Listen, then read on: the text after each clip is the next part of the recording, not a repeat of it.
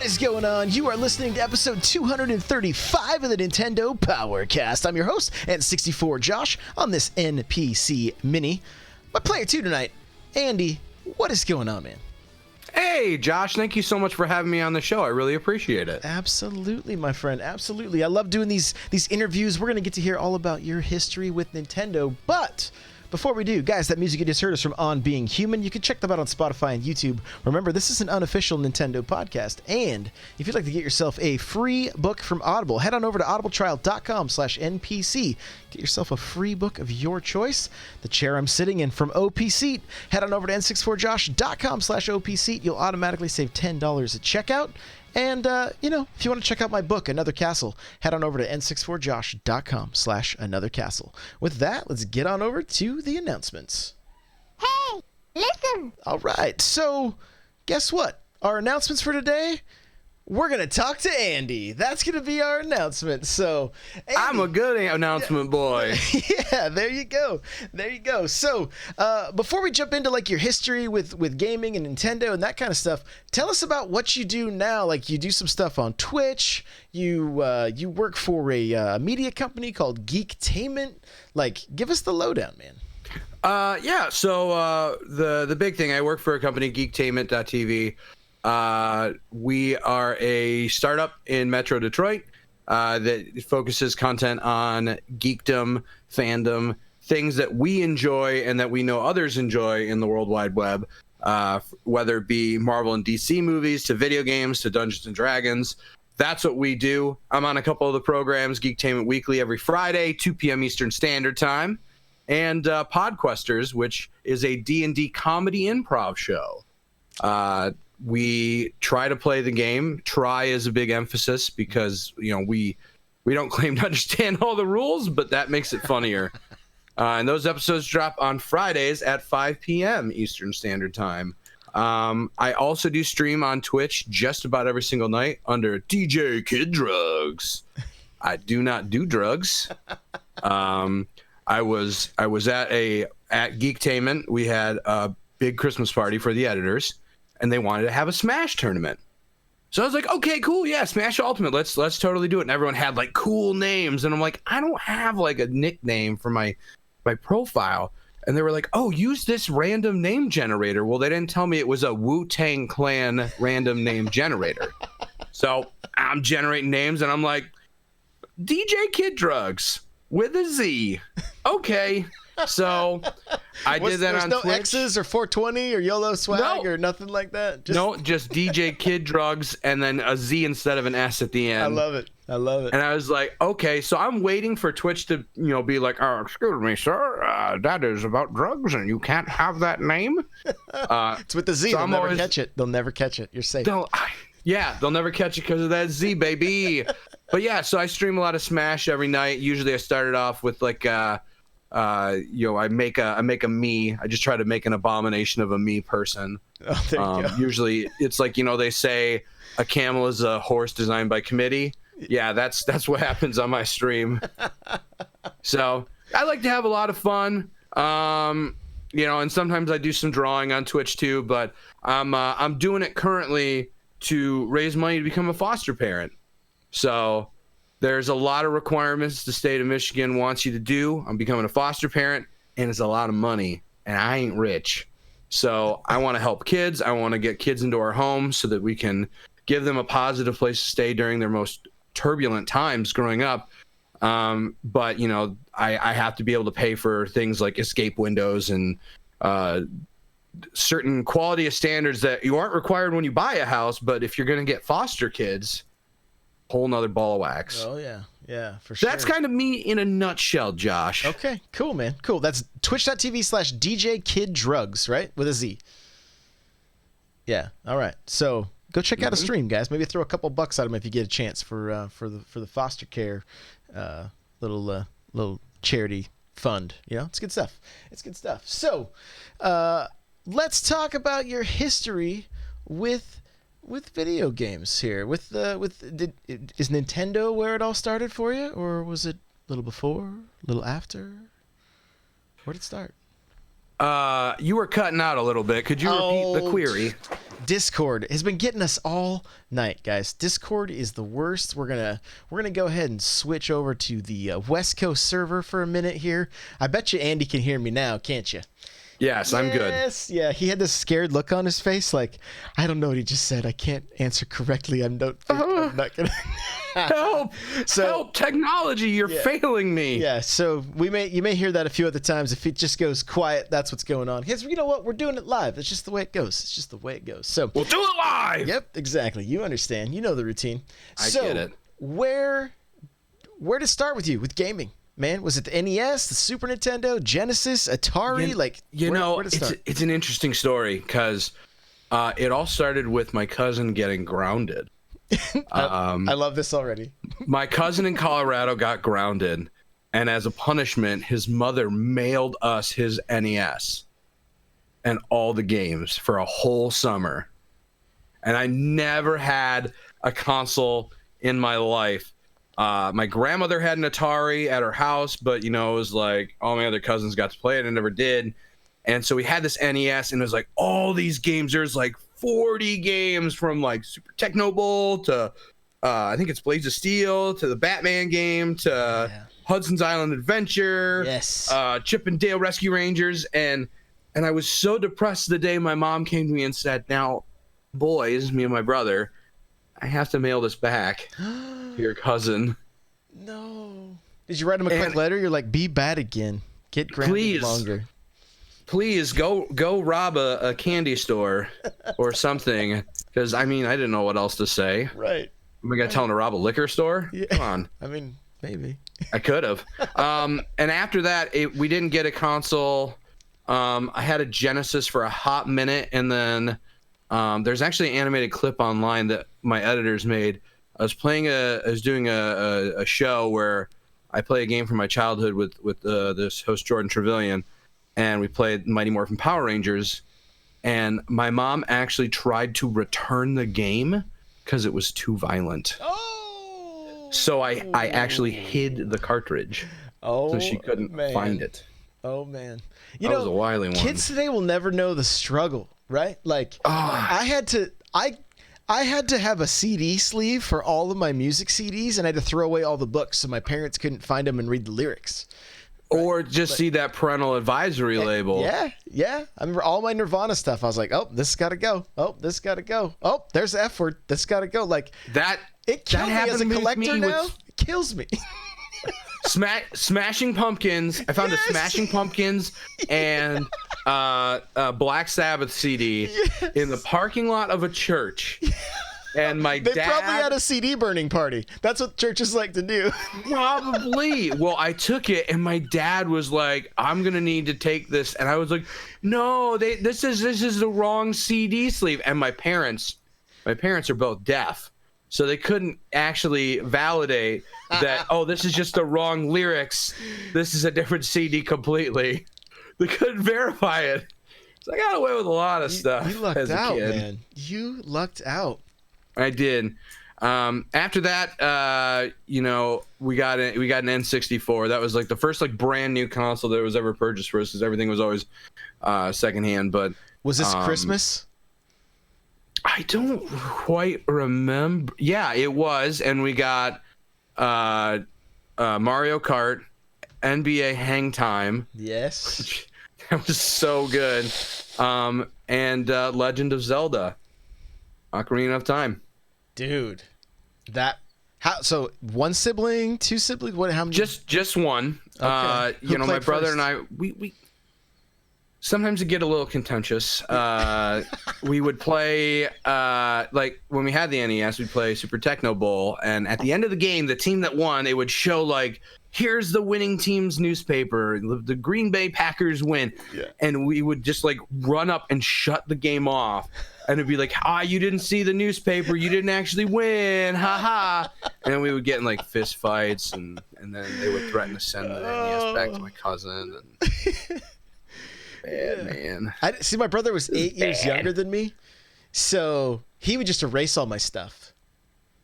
Like Donkey Kong, erased. Donkey Kong Country, 99% done, erased.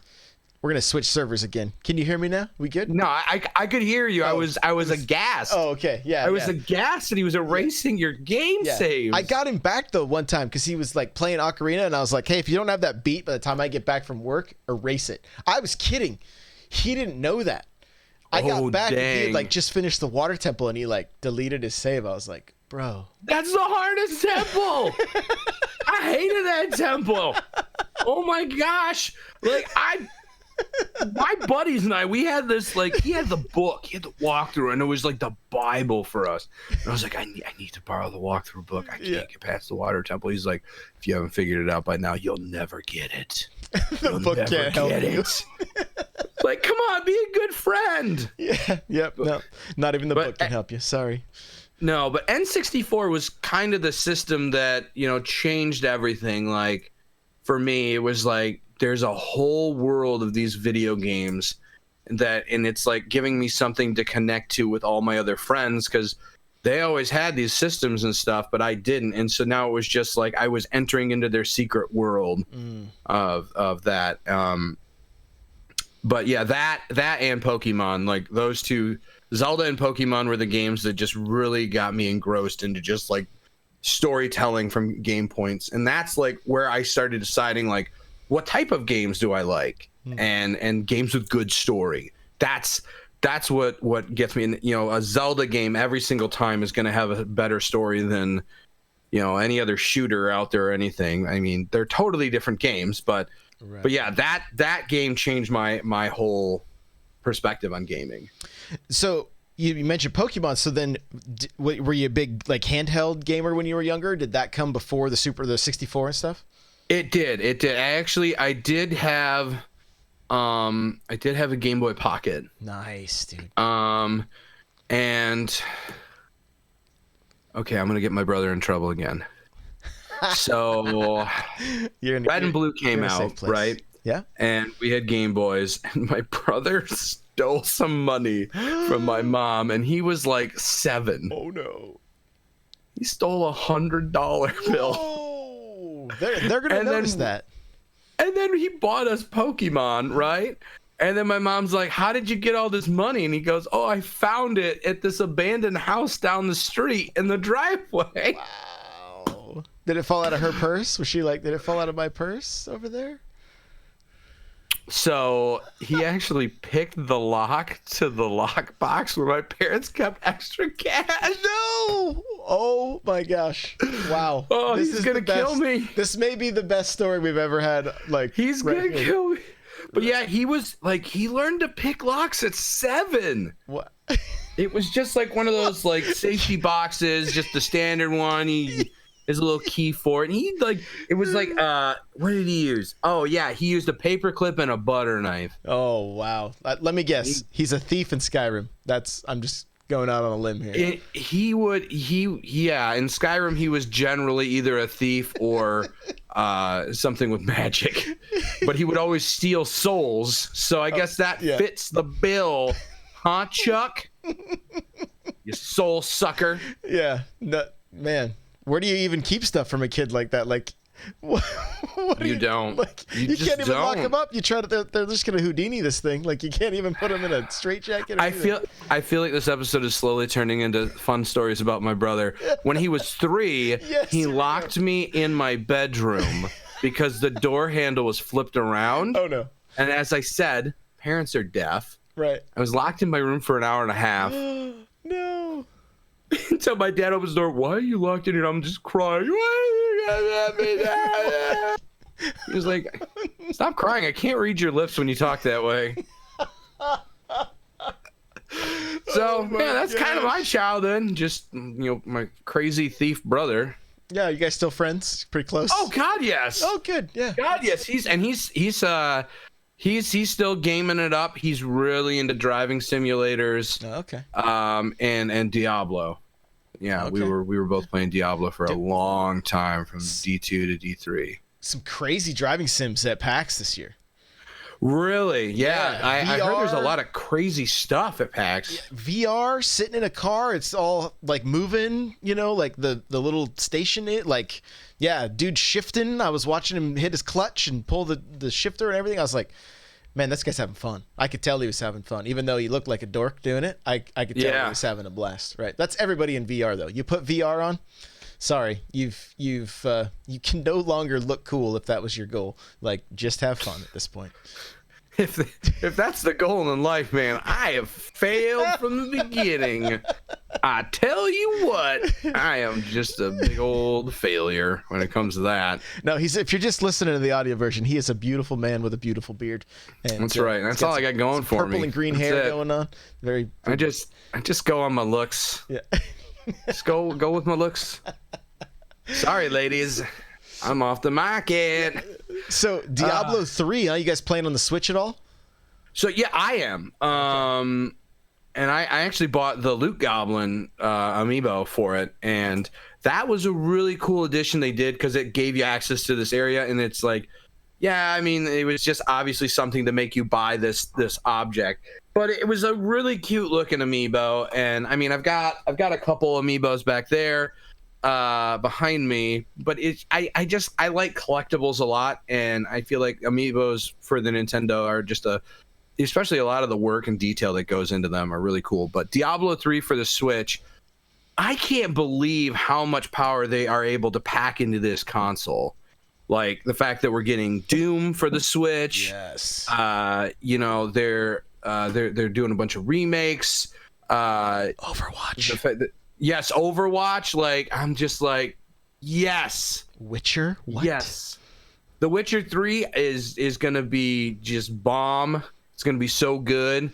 But I mean, Resolution though, also bomb. Don't worry. Yes. Different type bomb. I will tell you the one thing. So I watched Nintendo Direct, as I know you did, Josh. Oh yeah, of course. Because if you didn't, you wouldn't have a Nintendo podcast. But the return of the Obra Dinn, that was just like, I mean, the art style they were going for, where it was like all like dot matrix looking and just all extremely pixelated, and it kind of like drew me in. Yeah. Yeah. I just scratch that nostalgia itch. Yeah. Listen, I feel like this is the system where Nintendo is finally striking back and saying, look, you know, there were diehard people that loved the Wii and the Wii U, but it wasn't a successful console, the Wii U especially. Yeah. And I feel like they've said, you know, we've heard you, so here it is. Here's this beautiful system that you can play anywhere at any time, and then you can plug it into your TV. Mm-hmm. Just makes me so happy. Yeah. So I'm going to backtrack for a second about Amiibo.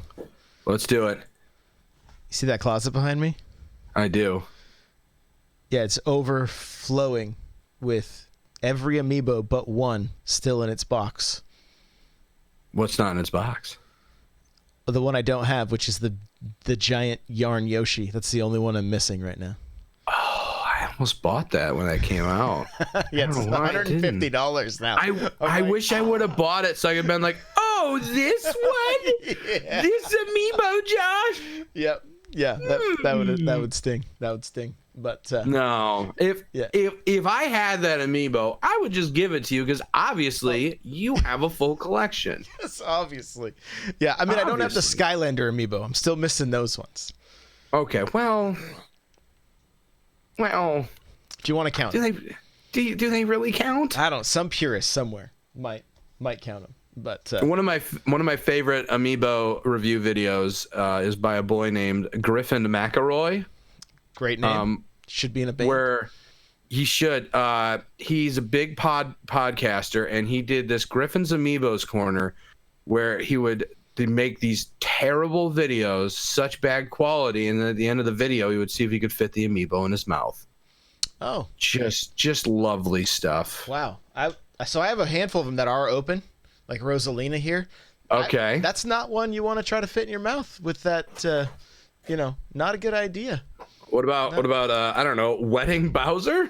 Yeah, no, not also not one I want to try. No, not at all. So, but you could. On the topic of collectibles, what's your coolest piece, man? In your opinion, what's your coolest piece? Oh my god, I wish I had it. It's upstairs. My wife is sleeping. but I was given for my birthday by my good buddy Ian I have the box. I have the box. Hold on. Okay. He's if you're only listening, I'm you can't getting see. the box. He's getting the box. Can you hear me? I'm getting it. We still hear him. Is this good podcast content? It really is. He's yelling. Okay. So I don't know if you can see this very clearly, but this is the Iron Man from Iron Man 2. Okay. Suit up gantry, Mark IV. It was $600. Whoa. Somebody gave that to me as a gift, and it's Tony Stark when he lands in Iron Man 2, and the robots are taking his suit off at the beginning of the movie, and it comes with like him and like all the robot parts, and it lights up. It's got like 10 different spots for lights that you have to put individual batteries in, and they last about 20 minutes at a time. So it's kind of not worth it to like put the batteries in. Got it. But that is my coolest collectible that I own. I am a hardcore Iron Man nerd. I've loved the Iron Avenger since I was a kid. Just the fact that somebody who had he had a problem with his heart, and so he was like, I'm gonna fix myself, and I'm gonna wear this suit of armor to protect me. And it's like, I kind of related to that in a weird way. But it was just like, Iron Man has always had a special place in my heart. And obviously with what happened in Endgame, and if your listeners haven't seen it, spoiler, sorry. He that snap, baby. Yeah. That was just such a beautiful moment. Yeah. So every time Iron I watch Man that, I will just always want a have place. cheeseburger right after. I'm not sure why, but I just. Oh, I'll get you anything you want. I want a cheeseburger. Oh, of course you do. I just started crying in the theater. Oh my god. So. I had to come back from the first one. It's so sad. I'm gonna have to send you something. Oh please. So. Please do. The guy that has designed every one of Iron Man's suits. I can't remember his name. Right, but for the movies, it's like, I can't remember his name. He's like from Russia or somewhere around there. Right. He came to the Art Institute of Seattle while I was there for a quarter. That was the longest I went to school after high school. 1 quarter. Good for you. And good for you, man. Signed a hand-drawn, like the poster of Iron Man that he had drawn. That was the prototype for the costume in the movies. So if you watch the special editions or the behind the scenes, he's actually on. You can see him on set, talking about giving direction about how the suit should look and all this different stuff. So it's just collecting dust, and I'm not a huge Iron Man fan. So you'll have to give me your address. I'll send it your way. I'll give it to you right now for all your listeners. No, don't do that. Don't do that. So you're gonna dig it though. It's oh my god. What it was hand drawn. You. Now obviously this is a print, right? It's not the right. But what he would do is he would do a pencil and then scan it into Photoshop and do all the coloring in Photoshop. Nice. And so, yeah. It's like Arnie something or other. I think is his name. I think it's an interesting last name that without looking at it, there's no way I'd remember. So, but yeah, I think you'll dig it because it's just it's actually just collecting dust in my closet. Oh my god, so. You're such a wonderful man, Josh. Everyone, give Josh your money. No, don't do that. Don't do that. Don't do that. Just mail him fistfuls of cash, please. Just share the show on your socials. That'd be amazing. I appreciate that. So, let's continue on our little journey here. So, Mario Kart 64 had some good races with your bro, right? Like, we had the wheel. We had the wheel too, the driving wheel. It wasn't like an official like Nintendo, but it was like the like one of the brand companies that would make third-party peripherals, and we would always fight over who got to use the wheel, and then because it had pedals too, and so we would, of course, if the person that wasn't using the wheel lost, well, you only won because you had the wheel, of course, right? Yeah, so we got that thing taken away from us quite a bit. He ended up with it a lot more, which is why I think that he ended up investing a lot of money into like a racing sim chair rig setup. Yeah. as he got older. So, because like it was like at that point that we started diverting our love for games into different genres. So he was all about Gran Turismo, all the racing sims, Forza, and I was kind of more about the RPGs and stuff. But we bonded over Mario Kart so much. Last time he came over, we actually played Mario Kart 8 Deluxe.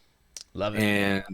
And we just had a lot of fun, just blasting the crap out of each other. Oh yeah, it was wonderful. Yeah, it's the best. But yeah, it's the best. Yeah, just Rainbow Road. Yes. Man, I still have nightmares. Rainbow Road. Yeah, falling off, right? Falling off, become a falling star. That's what it's all about. Just falling off. Yes. Well, then if you got like Mario Kart 64, right, you could skip most of the track by making those jumps, right? So I'd always get yelled at by like whoever I was playing. They're like, "Why are you cheating?" I'm like, "You could do it too." They're like, "But I can't." Like, it's not my problem. Yeah, I was the guy that couldn't. So that kind of sucked for me. I think my brother was actually the guy that could. Dang. Wario Stadium. I had like the 8-second laps because I could jump over both walls.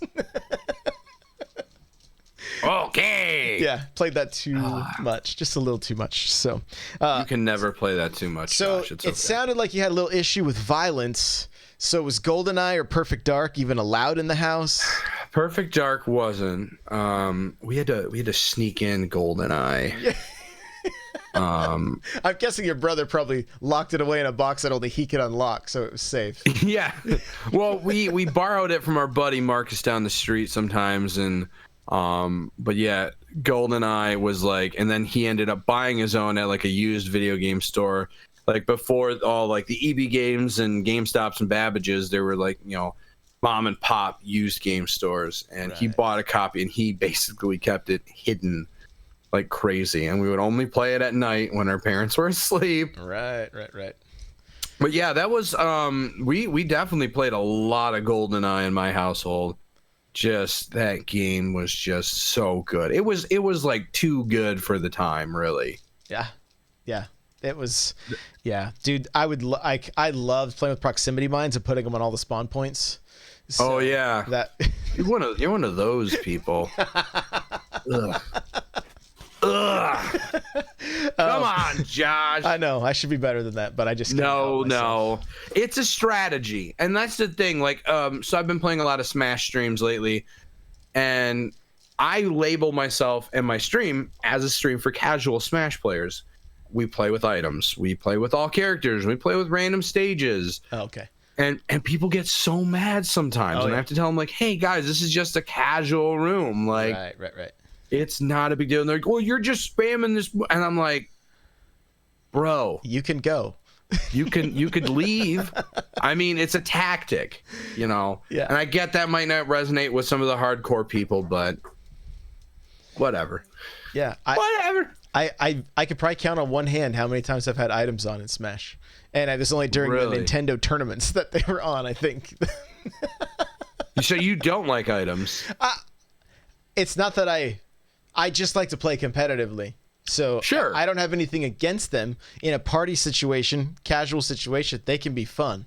But if you're trying to play competitively, like Nintendo's putting out these tournaments and then they're leaving items on, and you're like, why are we doing this? Like, what is going on here? You know? So yeah, because for me, like, yeah, obviously the first Smash Brothers game was huge for us. And I think because the characters were so cute, my mom didn't see the violence, of the punching and the ouchies. But you know, just going back to like how like some of the matches that you'd win, like, oh my gosh, that was insane, that thing fell down, and then you got the item, and then this happened, and it was just like, sure, that was just like the stuff you would have conversations about, and that's like at the root of it. Video games are supposed to be about enjoying yourself, having a good time, you know, hanging out with your friends, sharing games that, you know, like, hey, you haven't played this, let me let you borrow this, or it's about fun. And I'm totally cool with like people that love tournaments and stuff like that. I don't play them because I'm not good enough. So I just don't get worked up about it. Sure. But at the same time, I understand that standpoint. So I respect both sides. The most fun I had with Smash prior to Smash 4, when I finally started to learn to play the game competitively, was playing through with my kids in the what was that called? It's at the tip of my tongue on the Wii, the space whatever it was where you had to it literally is at the tip of my tongue. I just cannot remember the word exactly. That's emissary, something like that. I can't remember, but anyway, and unlocking characters because they would get so excited every time somebody new showed up and they wanted to fight them. They were just real little at the time, so there was I mainly was a casual Smash player up until the announcement of Smash Ultimate, and then I tried to take it to to another level, and I had a lot of fun doing it. I had a lot of fun. I mean, how many times I got just destroyed on stream because it was just all for the sake of trying to learn, and I mean, it was a good time. Like I had fun. I love going to my locals and playing with, meeting new people and playing friendlies and competing and stuff like it, it's that's the beauty of Smash, I think, is you can totally play it however you want to. And it's awesome. And to imagine that, I often think and ponder about the fact that one man, Sakurai, was able to get all of these characters from different IPs under one roof. And so it kind of bugs me when I hear people are like, we should ban this character from tournaments. It's like, but he worked so hard getting this character here. Yeah. Yes. And I still think that there's something going on with Nintendo and Microsoft because, for Sakurai to promote like, hey, go check out this game on Xbox One during Nintendo Direct. I was like, he thinks that the partnership is afoot. Yeah, I don't know. It could be. I know Microsoft recently came out and said that they're trying to focus on keeping the more first party games on the Xbox, but at the same time, they want their cloud, that xCloud, everywhere. They want that on Switch. They want that on PS4. They want that on every mobile device. Because why wouldn't they? It's just more money in their pockets, right? So, yeah, I'm all for that. Yeah, bring it on. Dude, the moment I can play Halo on my Switch, I don't know if I'll ever leave my room. I don't know. My office may be my new home. There you go. Yeah.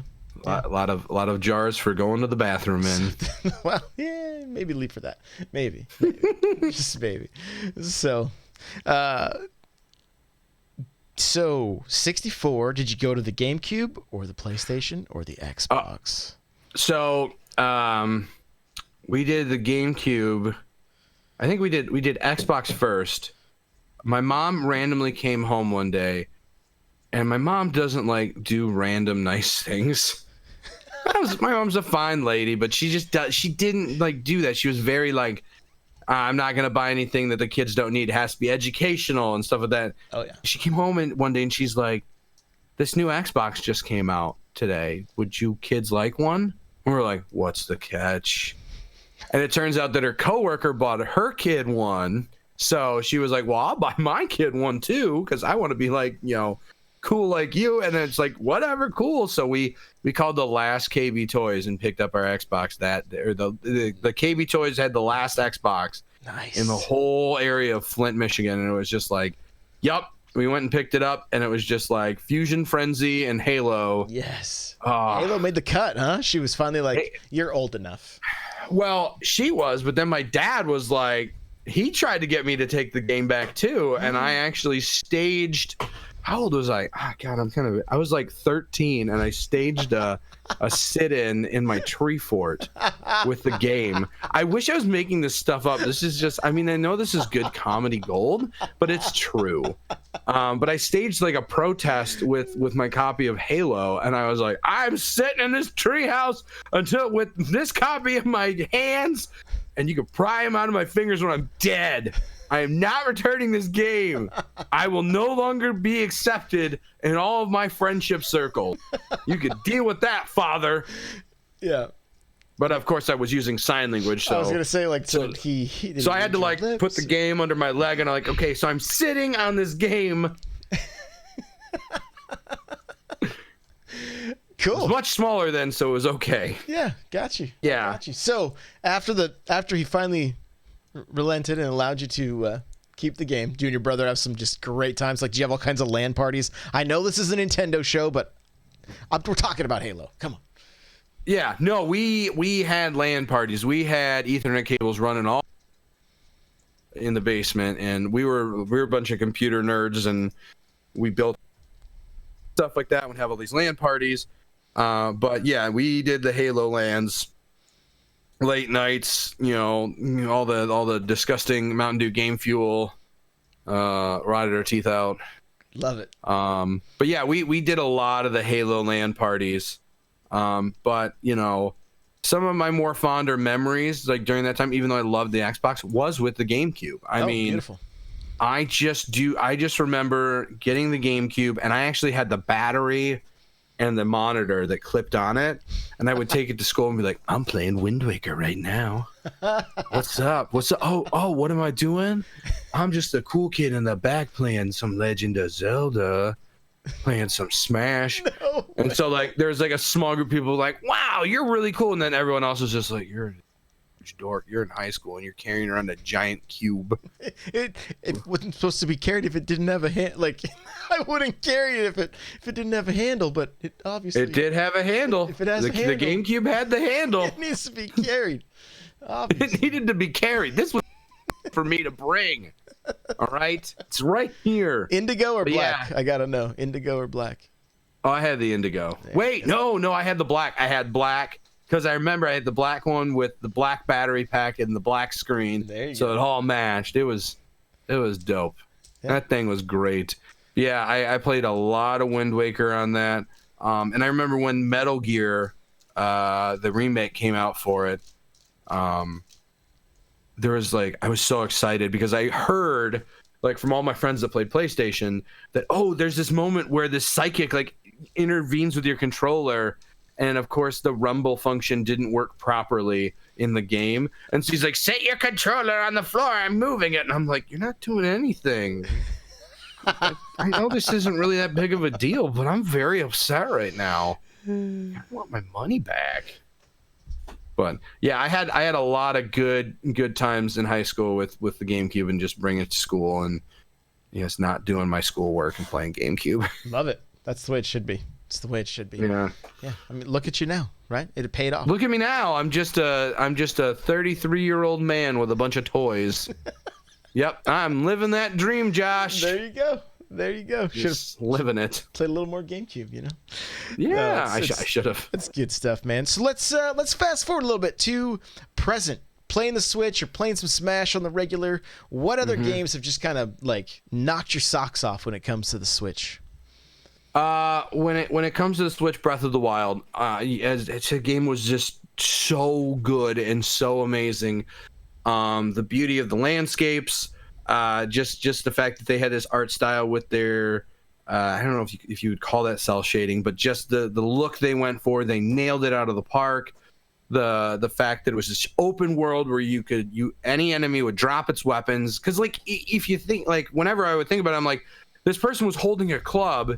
And then he drops it, you check his inventory. He has an axe. It's like, no, he had a club. He was using a club. And it's just in this game, they were like, yep, he dropped a club and it's going to break. And it's just, everything was, I know some people hated that mechanic, but I kind of enjoyed it because it just gave a sense of realism to the game.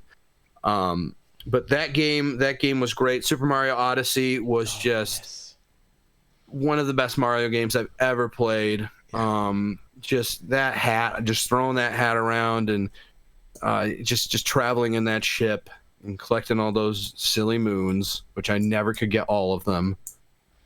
But that was really good. Such a great game. And the music of those games, that's the other thing is games are putting so much attention into their music now. I'm finding myself going on Spotify and just listening to music soundtracks from video games. More and more.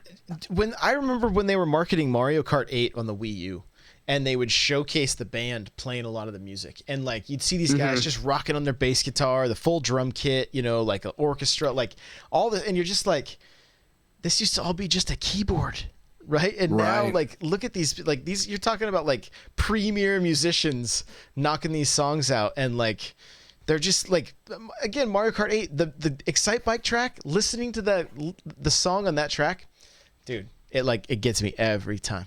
Yeah. Another game that I've been playing recently is Fire Emblem Three Houses. Oh, okay. I have never played a Fire Emblem game in my entire life. Okay. I was one of those people that'd be like, do we need another Fire Emblem character in Smash? Like, I would get like irritated by that.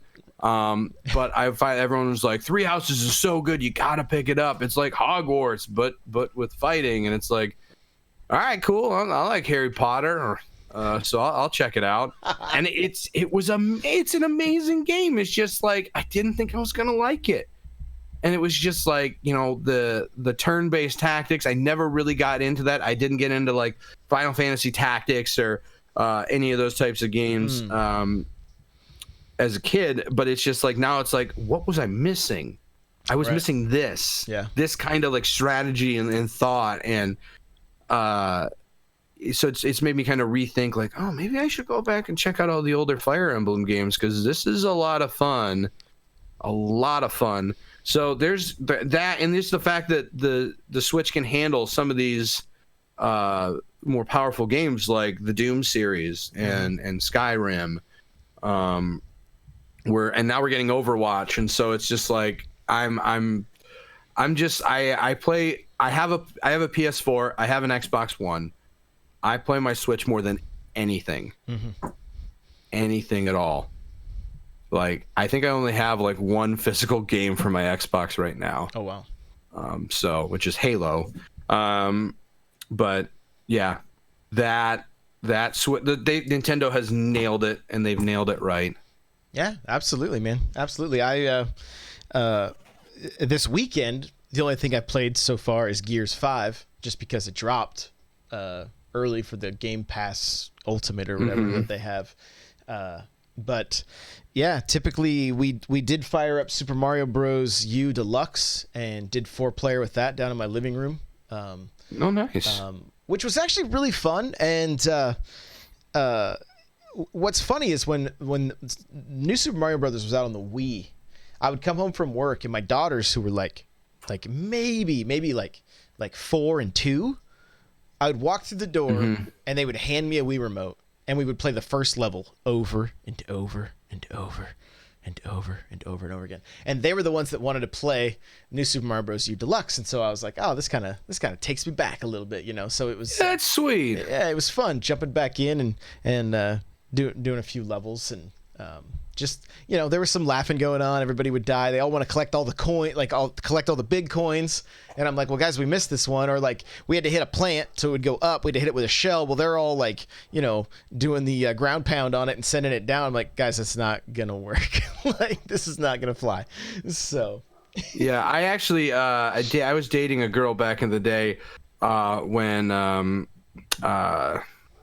Super Mario Wii, the first one, came out, Deluxe, and that was like the first game that she was like, yeah, let's play this every single night, because like I started dating her and she's like, yeah, I used to play a lot of World of Warcraft and Rift and and Diablo, and then it was just like we started dating and she's like, nope, not playing video games anymore, and I'm like, this is depressing. I want to play games with you, and so but that was the one game she would want to play all the time.